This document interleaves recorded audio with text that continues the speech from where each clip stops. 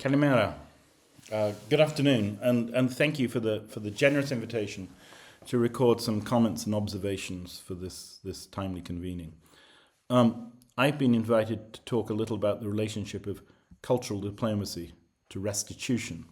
That is, the restoration of objects in museums or private ownership to the countries, places, and sometimes even the descendants of the individuals or societies from which they were at some earlier time taken, in circumstances not just of legal questionability, but more generally of moral questionability. And restitution has come to figure more and more prominently, both as a divisive impediment to diplomatic relations, and I know I'm talking to a Greek audience, so I probably don't need to explain that one, but increasingly, on the other hand, I think potentially as a tool of effective cultural diplomacy. And I want to say a bit about both of those in the context of broadly north-south dialogue, and to say that I think that over time restitution really can come to play a more significant part in genuine cultural diplomacy, and is not, as I think it's often understood to be, a zero-sum game.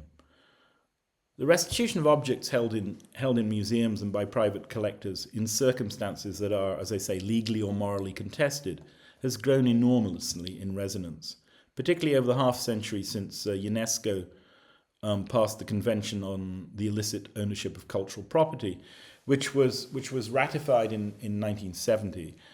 As every Greek knows, restitution battles are nothing new, but for years the battle lines were pretty clearly drawn, and the general line of argument that prevailed was finders keepers.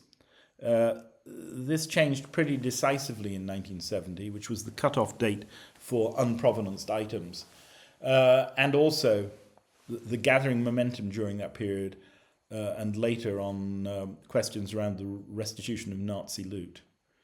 But momentum has continued to gather, and the categories that are the focus of restitution efforts today have grown to include objects of specific spiritual and cultural significance to a given community, irrespective of how they were obtained, and that includes human remains, of which there are an unbelievable number held in Western museums, and objects secured in war or broadly in circumstances that can be interpreted as coercive.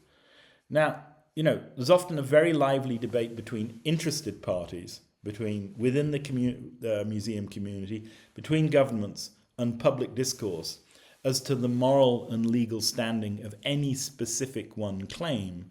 But it's undoubtedly the case that the general trend is for restitution as a concept to be increasingly understood as having moral force, as well as in some specific contexts, legal standing.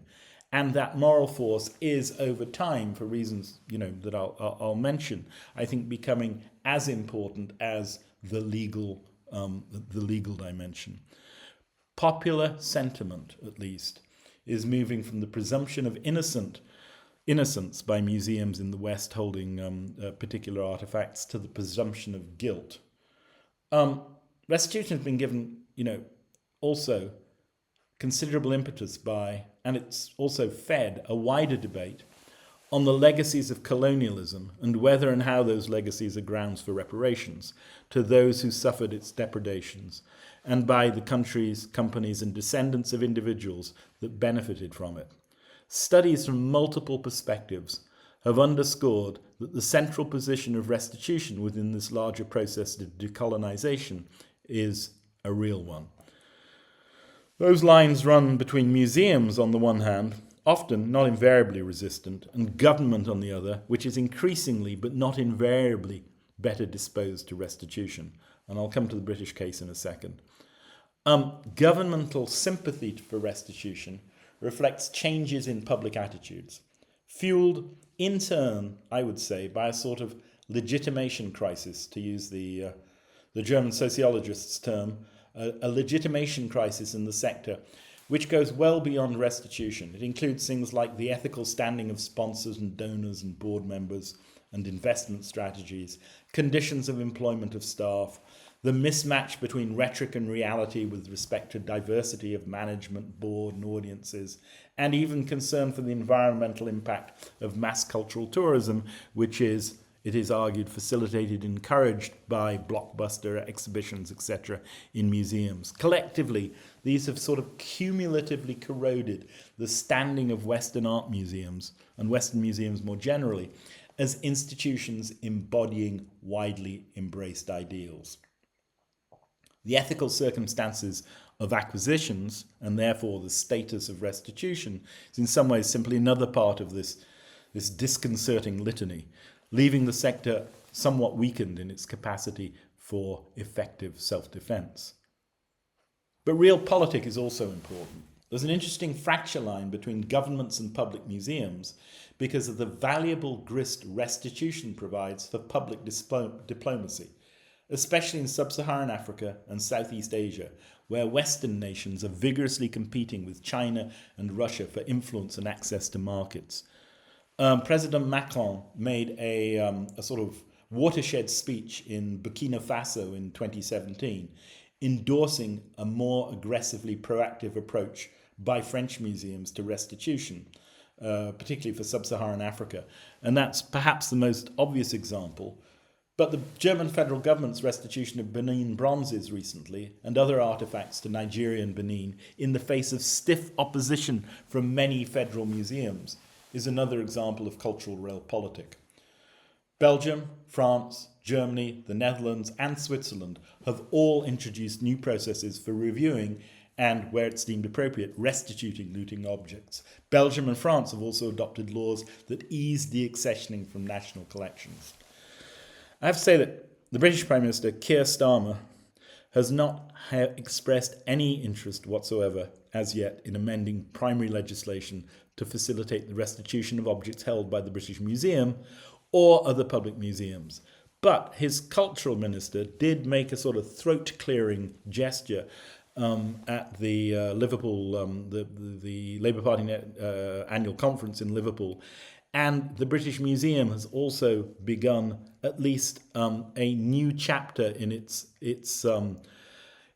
slightly ambiguous invitations.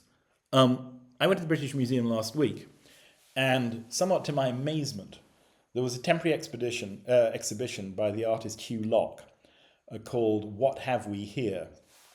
And I'll just read the blurb and it will give you a sense of the exhibition. In this groundbreaking new show, Locke explores questions and challenges narratives of British imperialism through objects from the British Museum collection, alongside specially commissioned new objects, offering a fresh perspective on the British Museum's history and collection, both of which are closely tied to those of the British Empire. Locke explores the messy and complex ways museums are implicated in these histories.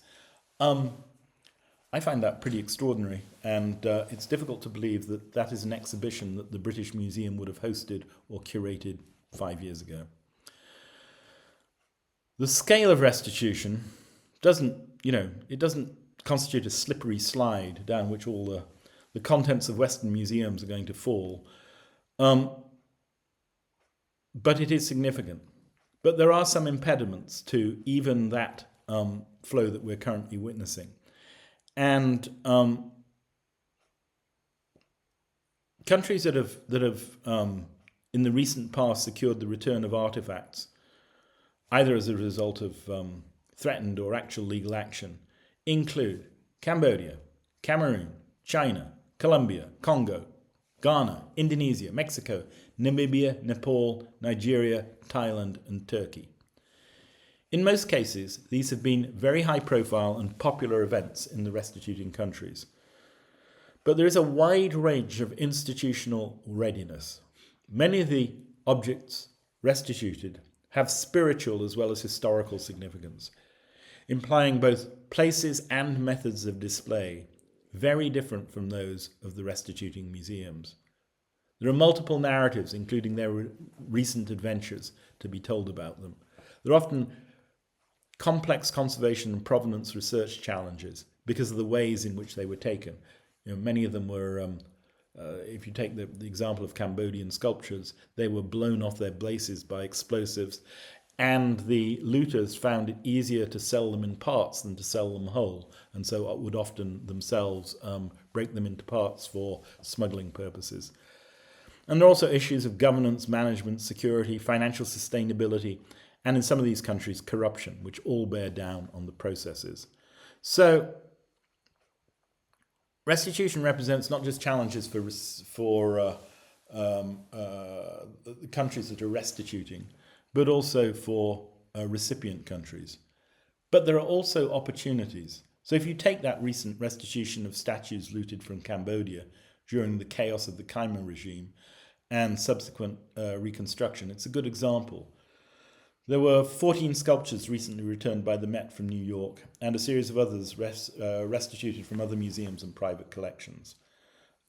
These have provided and continue to provide stimulation for cultural tourism, for the creative industries, with contemporary artists and craftspeople drawing on their inspiration, and for a heightened awareness both within Cambodia and international of Khmer culture and history, all central to any agenda for cultural diplomacy. So what then are the ongoing responsibilities of Western museum community, and specifically of restituting institutions? Do they end at the museum's loading dock? Do they include bearing the costs of shipping? Do they include the possibility of ongoing access to the museum's expertise, offered in some exemplary cases, but not very often? Should the restituting parties have ongoing financial responsibilities for the cost of ownership? Or the cost of stewardship, I should say. There's currently little consensus on responsibilities and few well-documented examples of good practice, and just fragmented discussion. The politics and ethics of restitution get a great deal of attention. The complex practicalities of successful restitution and reintegration of objects into societies from which they are taken is getting much less. But it's difficult to accept in an increasingly interdependent world, and one in which the redressing of historic injustices looms ever larger, that Western museums and their stakeholders do not share responsibility for the long-term success of this evolving chapter. And seen through this lens, restitution offers not a zero-sum game, but a context for dialogue and deepened mutual understanding. And that, of course, is the higher purpose of cultural diplomacy. Thank you.